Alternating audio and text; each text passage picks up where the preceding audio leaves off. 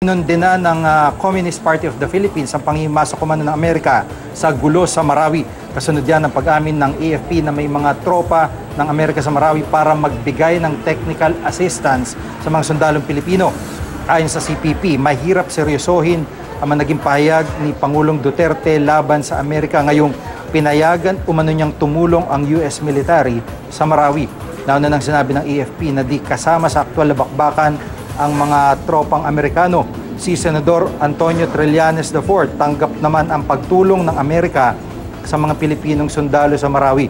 Mas magiging epektibo raw ang military operation sa tulong ng anyay intel na makakalap ng US forces.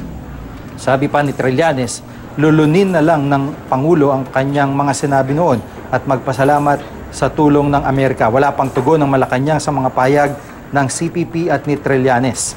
Pero git ni Foreign Secretary Alan Peter Cayetano, pwedeng tumulong sa intel gathering ang US forces sa ilalim ng Visiting Forces Agreement at Enhanced Defense Cooperation Agreement.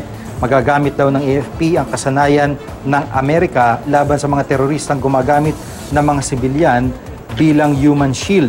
Ayon naman kay Ambassador to the Philippines, Sung Kim, ay ang pagtulong ng Amerika sa Pilipinas ay bahagi ng matagal ng ugnayan sa pagitan ng dalawang bansa. Wala na siyang idinetali pa kung ano mismo ang tinutulong ng Amerika sa mga sundalong Pilipino sa Marawi.